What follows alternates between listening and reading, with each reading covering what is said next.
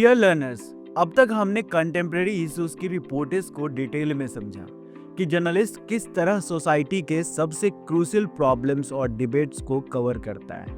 आज हम आगे बढ़ते हैं और जर्नलिज्म के एक ऐसे पहलू को एक्सप्लोर करेंगे जो हर रिपोर्टर और एडिटर के लिए बैकबोन की तरह है, एथिक्स ऑफ रिपोर्टिंग। चलिए सबसे पहले समझते हैं रिपोर्टिंग एथिक्स का मतलब क्या है और ये जर्नलिज्म के लिए इतना जरूरी क्यों है।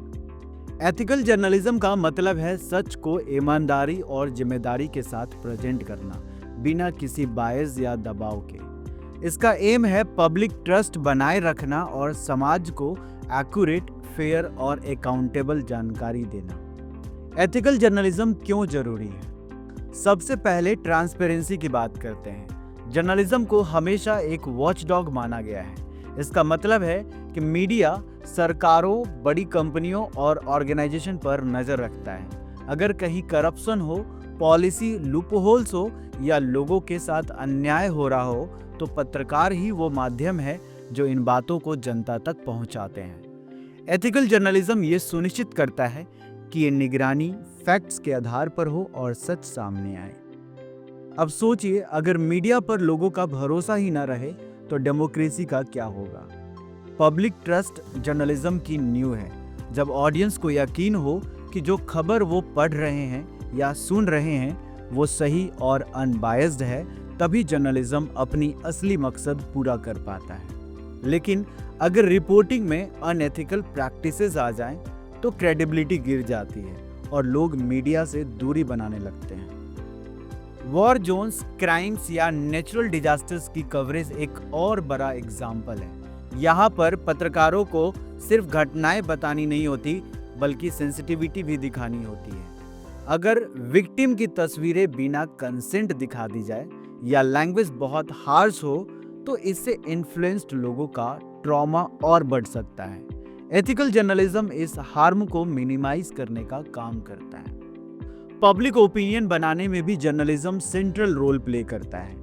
एक रेस्पॉन्सिबल जर्नलिस्ट सिर्फ जानकारी नहीं देता, बल्कि उसे ऐसे प्रेजेंट करता है कि सोसाइटी उस मुद्दे को समझ सके और इन्फॉर्म्ड डिसीजंस ले सके। लेकिन ये तभी पॉसिबल है जब रिपोर्टिंग फैक्चुअल और कंस्ट्रक्टिव हो, ना कि एजेंडा ड्रिवन। आज मिस इन्फॉर्मेशन का दौर है। सोशल मीडिया पर झूठी खबरें इतनी तेजी से फैलती है कि कभी-कभी सच तक पहुंचना मुश्किल हो जाता है।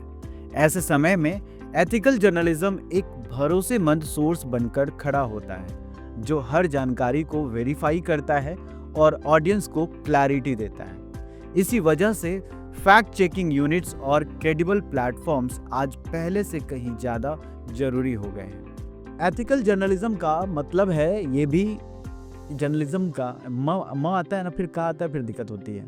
एथिकल जर्नलिज्म का मतलब ये भी है कि जर्नलिस्ट किसी भी तरह के प्रेशर से ऊपर उठकर काम करे, चाहे कॉर्पोरेट फंडिंग हो या पॉलिटिकल इन्फ्लुएंस।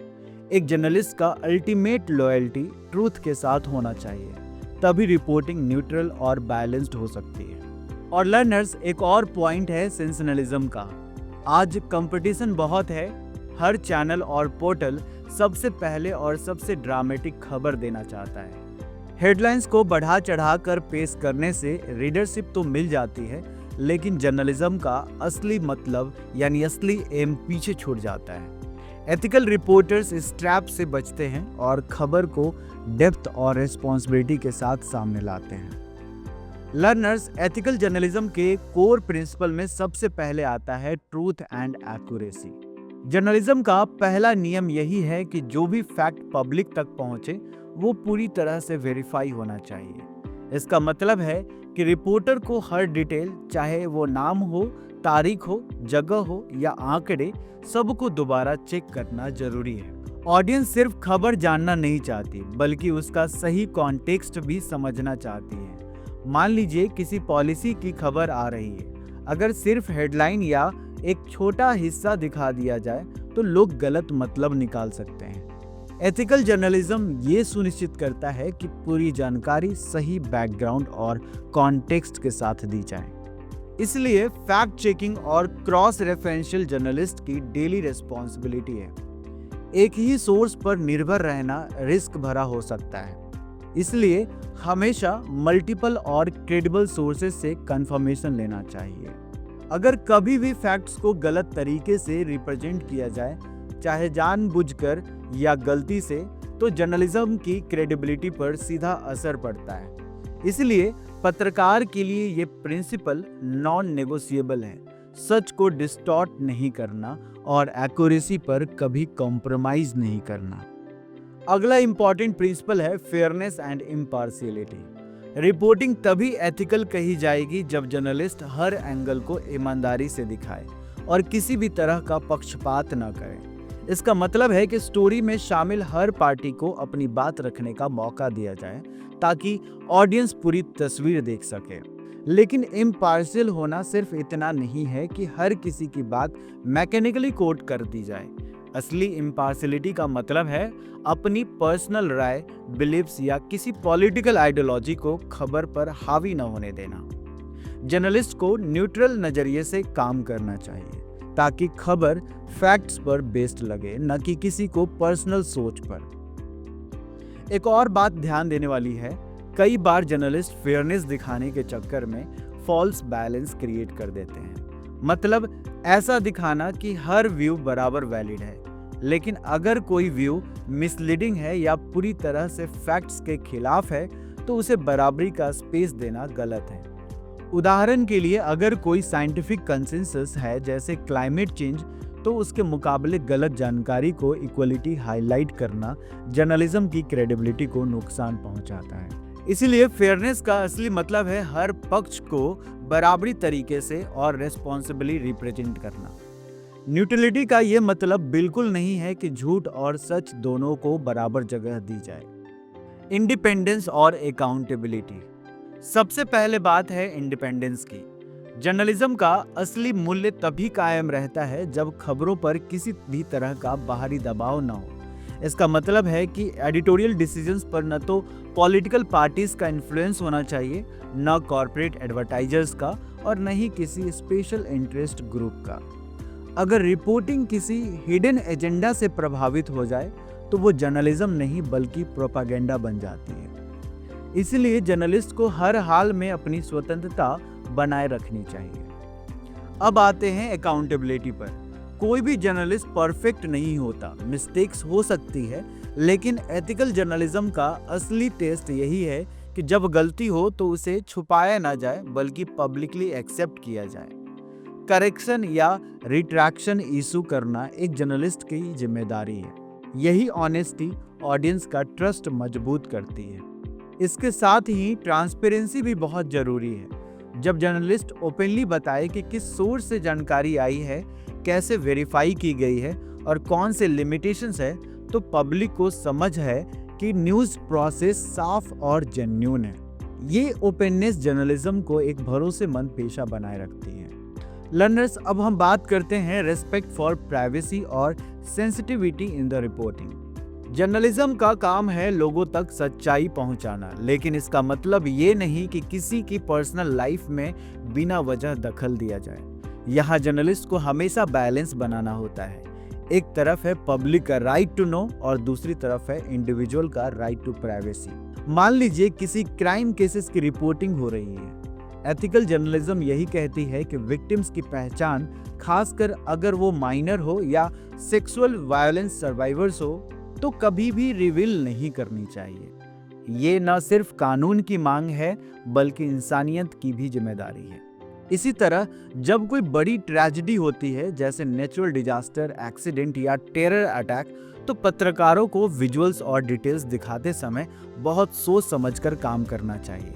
ग्राफिक कंटेंट को सेंसेशनल तरीके से दिखाना ऑडियंस में डर और घबराहट फैला सकता है, लेकिन अगर वही विजुअल्स सावधानी और सही कॉन्टेक्स्ट के साथ प्रेजेंट किया जाए तो वो जागरूकता भी बढ़ाते हैं और लोगों को सच जानने का मौका भी देते हैं।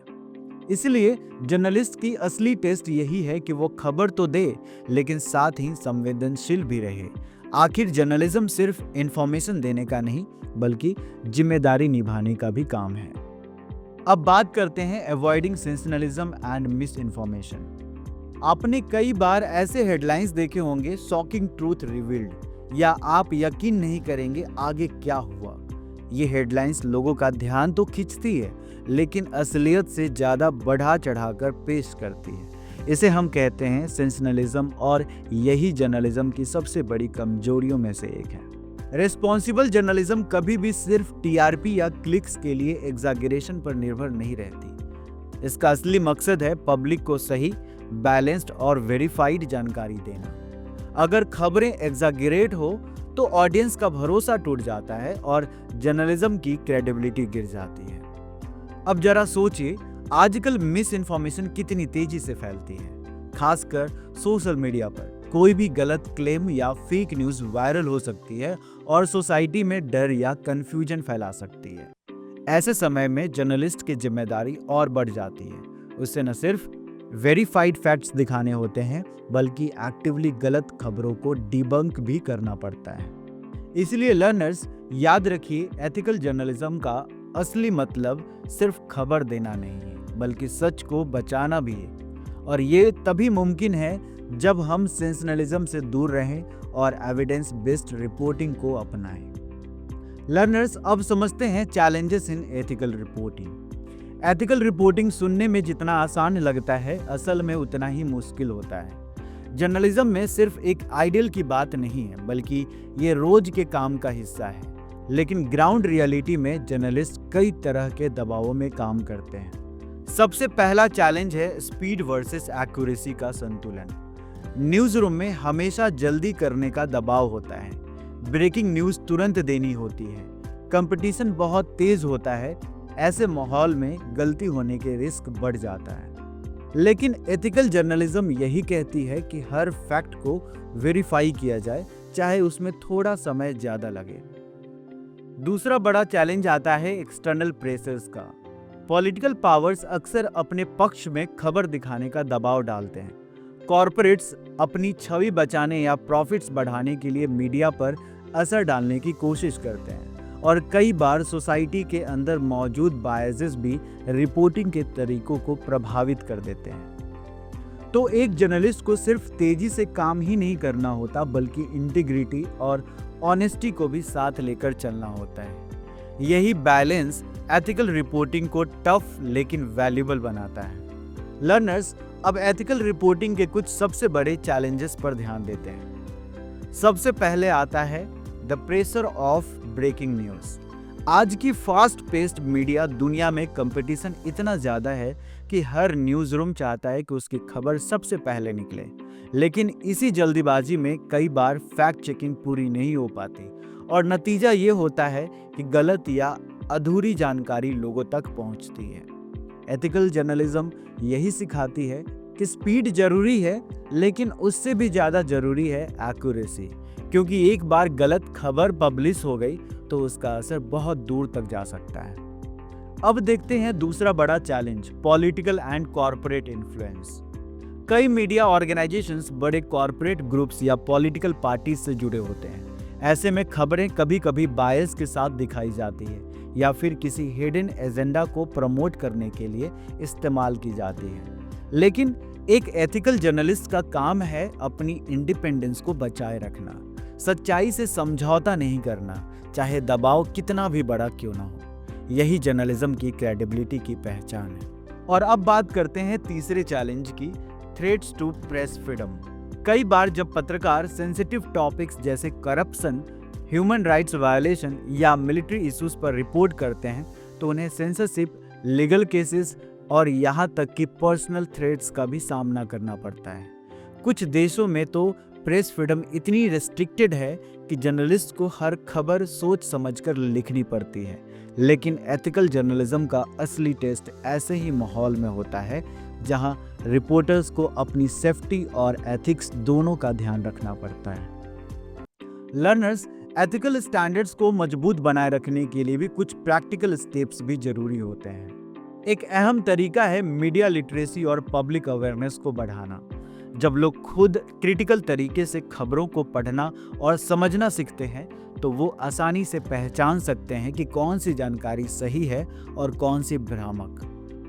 ऑडियंस जितनी इन्फॉर्म्ड होगी, उतना ही वो जर्नलिस्ट और न्यूज़ ऑर्गेनाइजेशन से हाई स्टैंडर्ड्स की मांग करेगी। इस तरह जागरूक जनता खुद मीडिया एथिक्स की सेफगार्ड बन जाती है। इसके साथ ही जरूरी है कि न्यूज़ ऑर्गेनाइजेशंस अपनी एडिटोरियल पॉलिसीज को मजबूत करें। इसका मतलब है क्लियर गाइडलाइंस बनाना, जिनमें स्ट्रिक्ट फैक्ट चेकिंग प्रोटोकॉल शामिल हो, गलतियों के करेक्शंस मैकेनिज्म हो और सबसे बढ़कर एडवर्टाइजर्स और पॉलिटिकल इन्फ्लुएंसेस से स्वतंत्रता बनी रहे। जब न्यूज़ रूम की नीतियां मजबूत होती है तो पूरी ऑर्गेनाइजेशन की क्रेडिबिलिटी बढ़ती है और जर्नलिस्ट भी अपने काम में ज़्यादा कॉन्फिडेंट और रिस्पॉन्सिबल रहते हैं। एक और अहम तरीका है इन्वेस्टिगेटिव जर्नलिज्म को सपोर्ट करना। इन्वेस्टिगेटिव रिपोर्टिंग हमेशा आसान नहीं होती। इसमें करप्शन, स्कैम्स और पावर मिसयूज जैसे सेंसिटिव इश्यूज को एक्सपोज किया जाता है। ये काम न सिर्फ टाइम कंज्यूमिंग होता है बल्कि फिनेंशियली और लीगली भी चैलेंजिंग होता है। रिपोर्टर्स को अक्सर रिस्क उठाना पड़ता है और कई बार पर्सनल सेफ्टी भी खतरे में पड़ जाती है। ऐसे में मीडिया हाउसेस की जिम्मेदारी है कि वो अपने इन्वेस्टिगेटिव जर्नलिस्ट को फिनेंशियल बैकिंग, लीगल सपोर्ट और सेफ्टी मेजर्स प्रोवाइड करें। जब इंस्टीट्यूशंस इस तरह का सपोर्ट देते हैं तो पत्रकार निडर होकर सच सामने ला सकते हैं। यह वही जर्नलिज्म है जो सोसाइटी में रियल इम्पैक्ट डालती है और पावर को अकाउंटेबल बनाती है। अब बात करते हैं एक और जरूरी पहल की, फैक्ट चेकिंग और ट्रांसपेरेंसी इनिशिएटिव्स। आज मिस इन्फॉर्मेशन इतनी तेजी से फैलती है कि ऑडियंस कई बार कंफ्यूज्ड हो जाती है कि सच क्या है और झूठ क्या। इसी को टैकल करने के लिए इंडिपेंडेंट ऑर्गेनाइजेशंस जैसे factcheck.org, Reuters फैक्ट चेक और ऑल्ट न्यूज़ सामने आए हैं, जो हर वायरल क्लेम को वेरीफाई करते हैं और गलत खबरों को डिबंक करते हैं। जब जर्नलिस्ट और फैक्ट चेकर्स मिलकर काम करते हैं तो क्रेडिबिलिटी और भी मजबूत हो जाती है। ट्रांसपेरेंसी इनिशिएटिव्स जैसे ओपन करेक्शंस और सोर्सिंग डिटेल्स देना जर्नलिज्म में अकाउंटेबिलिटी को बढ़ाते हैं और पब्लिक ट्रस्ट को बनाए रखते हैं। तो लर्नर्स, आज हमने देखा कि एथिकल जर्नलिज्म को अपहोल्ड करने के लिए ट्रांसपेरेंसी, अकाउंटेबिलिटी, फैक्ट चेकिंग और इन्वेस्टिगेटिव रिपोर्टिंग जैसे पिलर्स कितने जरूरी हैं। यही वैल्यू जर्नलिज्म की क्रेडिबिलिटी और सोसाइटी में ट्रस्ट को बनाए रखती है। अगले लेक्चर में हम वेस्टर्न न्यूज़ वैल्यूज की क्रिटिक और नई टेक्नोलॉजी कैसे ग्लोबल कम्युनिकेशन फ्लोज को बदल रही है, इसे एक्सप्लोर करेंगे। Keep learning, keep growing. JMC study hub, लक्ष्य है आपका साथ।